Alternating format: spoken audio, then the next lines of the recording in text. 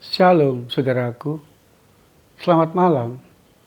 Saudaraku yang dikasihi Tuhan, tidak bisa kita pungkiri bahwa kita tidak akan mampu melakukan segala sesuatu sendirian.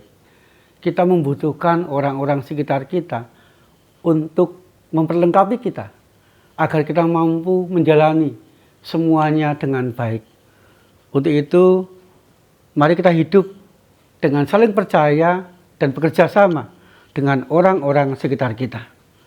Saudaraku, malam ini mari kita sejenak membaca dan merenungkan firman Tuhan. Tuhan, mampukan kami untuk membaca, merenungkan, menemukan kehendak Tuhan, serta melakukannya. Amin. Keluaran pasal 18 ayat 21.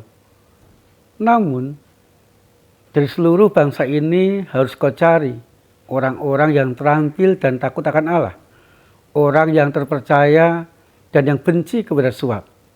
Tempatlah mereka di antara bangsa ini menjadi pemimpin 1.000 orang, pemimpin 100 orang, pemimpin 50 orang, dan pemimpin 10 orang.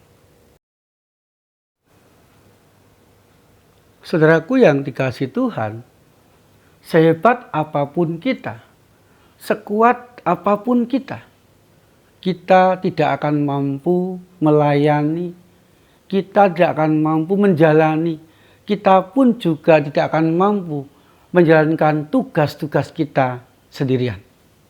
Saudaraku, di samping kita punya kelebihan, kita pun juga mempunyai kelemahan.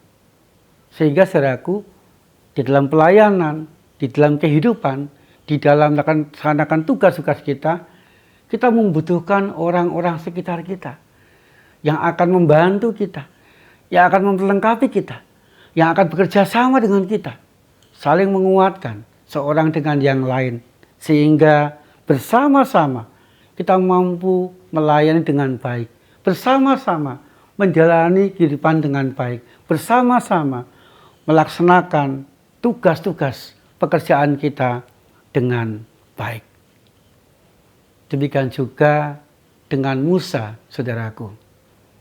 Kita tahu bahwa Musa seorang pemimpin yang hebat, seorang pemimpin yang luar biasa, dipakai Tuhan untuk memimpin bangsa Israel berjalan di padang gurun. Segala rintangan, segala keluhan dialami, dirasakan bangsa Israel. Khususnya ketika bangsa Israel mengalami kekurangan, mengalami masalah. Bangsa Israel langsung protes kepada Musa. Bangsa Israel langsung marah kepada Musa. Dan semuanya dihadapi Musa sendirian. Setelah ketika Yitro mertuanya datang dan mengunjungi Musa, Yitro nampak sangat prihatin dengan keadaan Musa. Musa pada waktu itu sangat sibuk untuk melayani keluh kesah bangsa Israel, sibuk menghakimi perkara-perkara bangsa Israel, sibuk berdoa kepada Tuhan atas keluhan-keluhan bangsa Israel, sibuk seharian mengatasi segala sesuatu, memimpin bangsa Israel sendirian. Dan Yitro menyatakan kepada Musa, kamu tidak akan mampu memimpin bangsa Israel sendirian. Kamu membutuhkan orang-orang yang akan membantu kamu memimpin bangsa Israel, supaya tugasmu tidak terlalu berat. Kemudian Yitro mengusulkan kepada Musa agar Musa memilih orang-orang yang takut akan Tuhan, orang yang terpercaya, orang yang tidak mengenal suap, untuk memimpin 1.000 orang, memimpin 500 orang, memimpin 100 orang, memimpin 50 orang, dan memimpin 10 orang. Artinya saudaraku, ketika ada orang yang bergumul, punya masalah, datang dulu kepada pemimpin 10. Kemudian kalau pemimpin 10 tidak mampu, ke atas, pemimpin 1.000 barulah Ketika pemimpin 1000 tidak mampu, mereka datang kepada Musa. Saudaraku yang dikasihi Tuhan, ketika saran Yitro ini dilakukan oleh Musa, maka Musa pun semakin dimampukan Tuhan untuk memimpin, untuk mengatasi permasalahan-permasalahan bangsa Israel, untuk menghakimi bangsa Israel, untuk berdoa kepada Tuhan atas kebutuhan bangsa Israel dengan lebih baik. Musa pun juga tidak terlalu sibuk, tidak terlalu capek untuk mengurusi tetek bengek bangsa Israel, mulai dari yang paling kecil sampai paling besar. Musa ketika memilih orang-orang yang tepat, maka Musa dimampukan Tuhan untuk memimpin, melayani, dan dari kehidupan dari hari ke hari dengan lebih baik, lebih bahagia, dan juga lebih sehat. Bangsa Israel pun juga semakin merasakan terlayani oleh pelayanan Musa dan orang-orang sekitarnya. Dan mereka pun juga semakin merasakan pemeliharaan Tuhan, cinta kasih Tuhan, pertolongan Tuhan, jalan keluar dari Tuhan, dan pengampunan Tuhan di sepanjang kehidupan mereka. Perjalanan bangsa Israel lebih mudah, lebih membahagiakan ketika Musa mau berbagi pelayanan, mempercayakan pelayanan kepada orang-orang yang di sekitarnya, orang-orang yang dipercaya, orang-orang yang takut akan Tuhan, dan orang-orang yang tidak mengenal suap. Demikian juga dengan kita, saudaraku.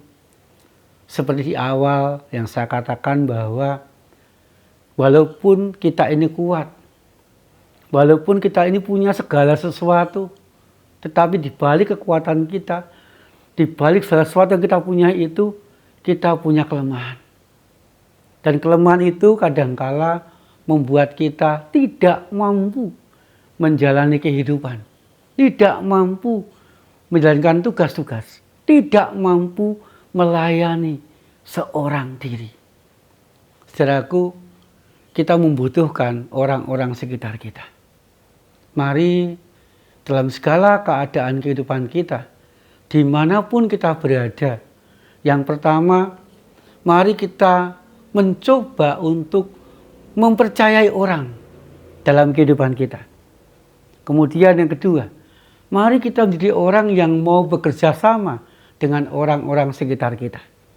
Sehingga di saat kita mempercayai orang dan bekerja sama dengan orang-orang sekitar kita, maka kita pun akan saling melengkapi, saling menguatkan, saling mendoakan, saling memampukan di dalam kehidupan kita sehari-hari.